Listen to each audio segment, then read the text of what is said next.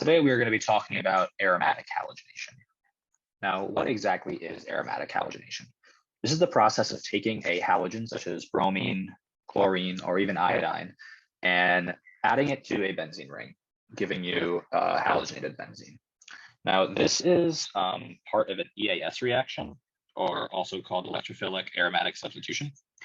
And in these types of reactions, benzene is actually a nucleophile, which means we have to generate some sort of electrophile in order to add our halogen to benzene. So how exactly does this work? I'm going to draw out the reaction, and then we'll get into the mechanism in a little bit.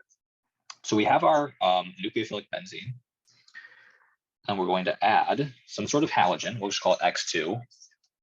And then we need to have a Lewis acid in order for this reaction to occur. This is actually going to be a catalyst. So we'll use AlX3 or FeX3. So we need these Lewis acids because benzene is extremely stable. And if we were to try and halogenate it with just like Br2 or Cl2, it would lead to no reaction because benzene's just happy the way it is. It doesn't want to be brominated or chlorinated unless it has that Lewis acid. So once we have this, it will lead to the EAS reaction, adding the halogen. Okay. So this is a 3-step mechanism, and I'm going to write out the steps, and then I'll get into each step in detail.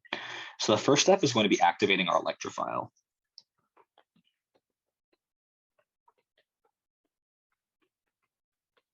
Now, I mentioned earlier that benzene is a nucleophile, which means we need an electrophile for it to attack. And in this case, it's actually going to be our halogen right here. So I'll get to that in a second. 2 is going to be break aromaticity.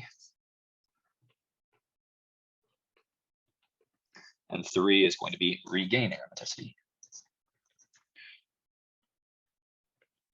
So at the end of the reaction, we are going to have an aromatic compound with a halogen on it. Okay, let's get into the activating the electrophile stage.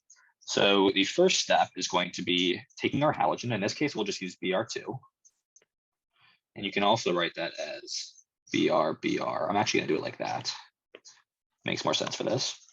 And we're going to react it with that Lewis acid catalyst, which in this case will be FeBr3, or iron tribromide.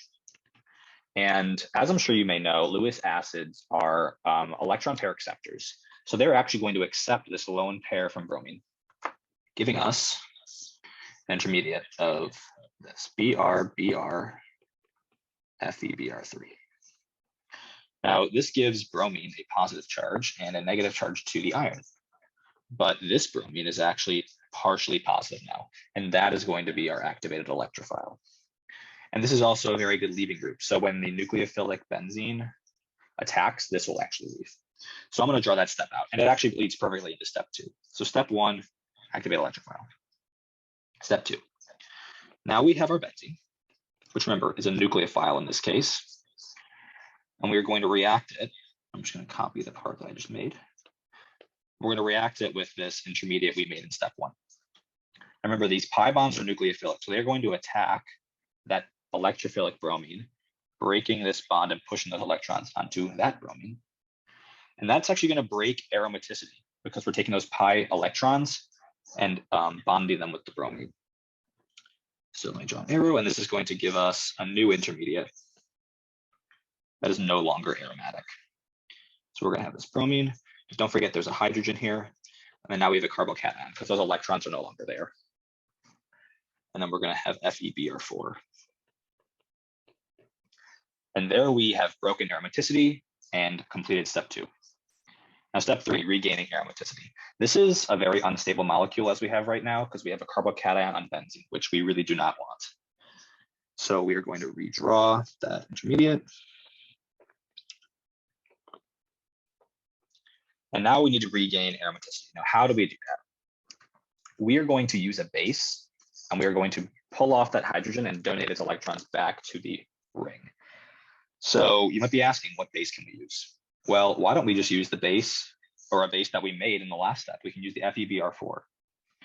So I'm going to draw it out slightly different. We'll do Br and then FeBr3. Now, I'm going to take this bond and break it, pushing the electrons onto that bromine. That's going to add a negative charge to that bromine, which then we can use as a base, pulling off that hydrogen and donate those electrons back to the ring, also known as regaining aromaticity. So now we have a fully aromatic compound that has been halogenated, and we actually get HBr, or hydrobromic acid, as a byproduct. And there we complete the third step. Now this can actually be done with chlorine as well in a very similar fashion. We have our benzene ring,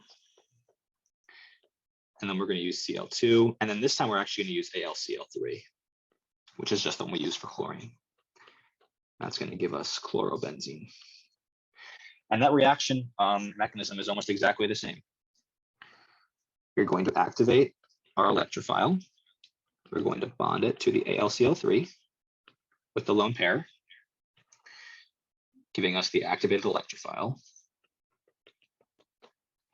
You see it's partially positive. And then we're going to attack it with our nucleophilic benzene ring. Let's copy. Here we go.